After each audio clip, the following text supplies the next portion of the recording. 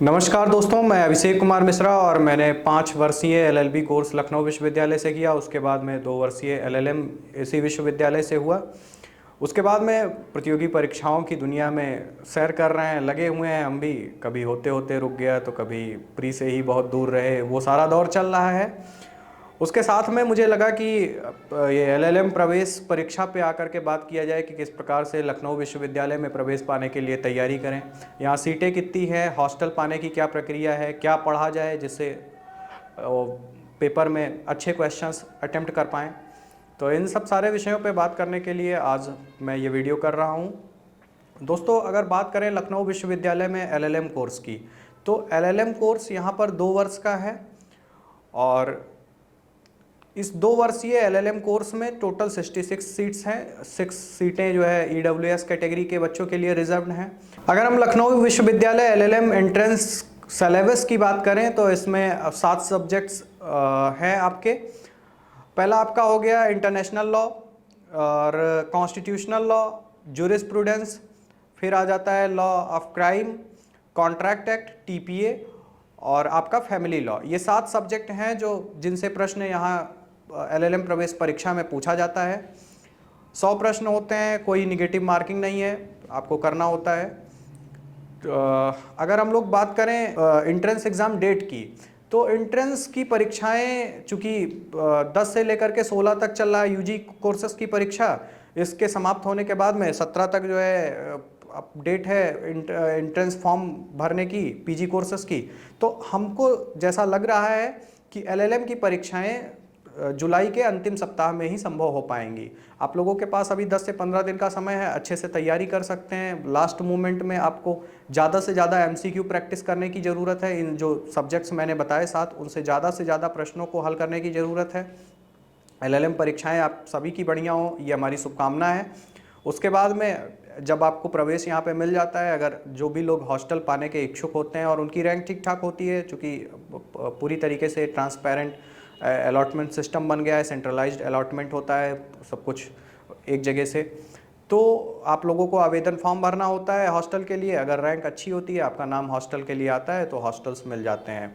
अगर अच्छी रैंक है तो आपको सिंगल सीटर भी अगर अवेलेबल होगा तो मिल जाएगा, और अगर सिंगल सीटर नहीं अवेलेबल है तो आपको 3 में एडजस्ट करना होगा, 3 सीटर्स में। अगर हम बात करें फ़ीस की, बहुत सारे लोगों का पूछना रहता है कि हॉस्टल की फ़ीस क्या है। तो हॉस्टल की फ़ीस जब मैं था तो उस समय 6 से 6,000 से 6500 के आसपास में सिंगल सीटर रूम की फ़ीस होती थी, और उसके बाद में मेस चार्जेस होते थे। तो टोटल लगभग वही हो जाता था, 35 से 40 के आसपास में जमा होता था। उसमें से जो भी छुट्टी वगैरह होती थी वो उन चीज़ों का पैसा कट करके आपको वापस मिल जाता था। 85 रुपीज़ पर डे के हिसाब से मेस चार्ज था। तो लगभग 40,000 आपको जमा करना होता है, उसमें से जो भी छुट्टियां होती हैं वो काट करके आपको पैसा मिल जाता है।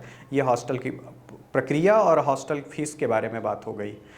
और उसके बाद में यहाँ लखनऊ विश्वविद्यालय में एलएलएम की बात करें तो यहाँ पे अब चूँकि एनईपी आने के बाद में ये जो अलग अलग से स्पेशलाइजेशन था कि आप लोग अक्सर पूछते भी हैं, हम लोग भी जब जाते हैं इंटरव्यू के लिए, कहीं पढ़ाने के लिए, किसी भी प्रकार से हम लोग इंटरव्यू के लिए जाते हैं जहाँ एलएलएम डिग्री अपनी लगाते हैं, तो लोगों का पूछना होता है कि किस सब्जेक्ट में स्पेशलाइजेशन है। तो ये एनईपी आ जाने के बाद में सब्जेक्ट स्पेशलाइजेशन वाला बंद हो गया है। अभी ये चल रहा है कि आप चाहें तो बिजनेस लॉ के सारे, यहाँ पे 5 ग्रुप्स थे पहले। बिजनेस लॉ था, फैमिली लॉ था, लेबर लॉ था, कॉन्स्टिट्यूशनल लॉ और क्रिमिनल लॉ था। ये 5 ग्रुप लखनऊ विश्वविद्यालय में पहले थे।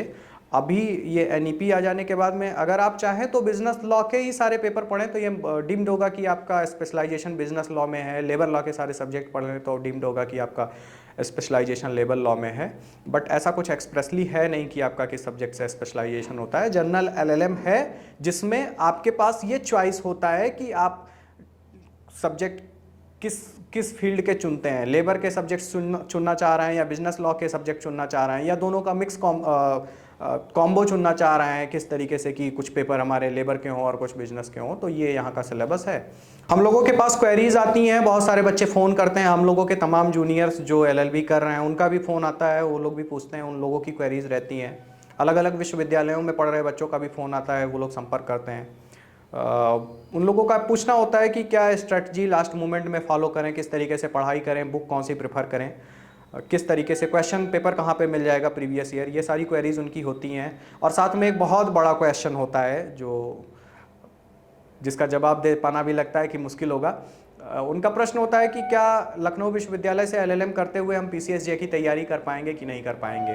तो मेरा ये कहना है, जो जो मेरा निजी अनुभव रहा वो ये है कि लखनऊ यूनिवर्सिटी का माहौल अच्छा है, सपोर्टिव है, आप लाइब्रेरी फैसिलिटी अच्छी है, आप चाहें पढ़ाई करने के लिए आपके पास अच्छा स्पेस होता है, हॉस्टल जिनको मिल जाता है वो लोग भी अच्छे से लाइब्रेरी यूटिलाइज़ कर सकते हैं और पढ़ सकते हैं, तैयारी अपनी कंटिन्यू रख सकते हैं। टीचर्स भी हमारे सारे सपोर्टिव हैं।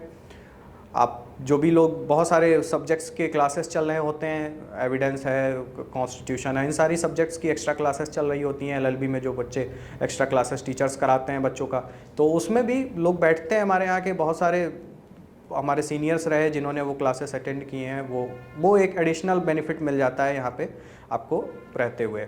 आप एलएलएम कर रहे हैं फिर भी जा करके आप अगर कोई सब्जेक्ट आपका छूटा हुआ है तो क्लासेस आप करेंगे, अच्छे से आप उस चीज़ को समझेंगे। ये एक एडिशनल बेनिफिट, मैं इसके लिए जितनी तारीफ़ की जाए हमारे गुरुजनों की कम है कि वो एक्स्ट्रा क्लासेस लगाते हैं। स्ट्रैटेजी की बात करें अगर, तो लास्ट मोमेंट में यही है कि अब चूँकि समय बहुत ज़्यादा बचा नहीं है तो सब्जेक्ट को डीप से पढ़ने की या उसके अंदर जाने की अब शायद गुंजाइश नहीं है। अगर हम बात करें स्ट्रैटेजी की, तो अब इस समय एमसीक्यू मुझे लगता है कि लोगों को ज़्यादा से ज़्यादा प्रैक्टिस करना चाहिए। 10 से 15-20 दिन का समय है, जितने ज़्यादा एमसीक्यूज़ हो सकते हैं उतने ज़्यादा एमसीक्यूज़ सॉल्व करें, कई बार सॉल्व करें। बहुत सारे फैक्ट्स होते हैं नहीं एक बार में मेमोराइज होते हैं, उन फैक्ट्स को कई बार देखें, छोटी छोटी पर्चियाँ बना करके रख लें, उनको दिन भर में 1-2 बार देख लें और उस तरीके से उनको जो है मेमोराइज़ करें। और अच्छे से ऑब्जेक्टिव पैटर्न पे चूँकि पेपर होना है तो लोगों को फैक्चुअल इन्फॉर्मेशन खूब होनी चाहिए। और जैसा भी ये केस लॉस का, कभी कभी केस लॉस की भरमार होती है तो उन सब सारी चीज़ों को देखते हुए उनको चलना चाहिए। सेक्शंस की भी भरमार हो जाती है, वो पिछले मैं 2 सालों का 3 सालों का ट्रेंड देख रहा हूँ। कभी कभी क्वेश्चन से भरमार हो जाती है, कभी केस लॉस से भरमार हो जाती है। चूँकि लखनऊ विश्वविद्यालय, हाँ एक महत्वपूर्ण बात ये कि चूँकि लखनऊ विश्वविद्यालय अपना क्वेश्चन पेपर जमा करा लेता है, बाहर लाने के लिए देता नहीं, तो मार्केट में कोई भी बुक अगर ये दावा कर रही है या कह रही है कि इसमें लखनऊ विश्वविद्यालय के प्रीवियस ईयर का पेपर कलेक्शन है, तो वो झूठ है। चूँकि लखनऊ विश्वविद्यालय पेपर नहीं देती है। अगर एमसीक्यू प्रैक्टिस करने के लिए किसी को बुक की ज़रूरत हो, हालांकि तो तैयारी करने वाले बच्चे सारे लोगों के पास में होती है, वही मार्केट की कॉमन बुक्स ओपी त्रिपाठी है, सिंघल है या फिर परीक्षा मंथन है, तो इन बुक्स में से सारी बुक्स बढ़िया हैं। सारे में एमसीक्यू क्वेश्चन की भरमार है।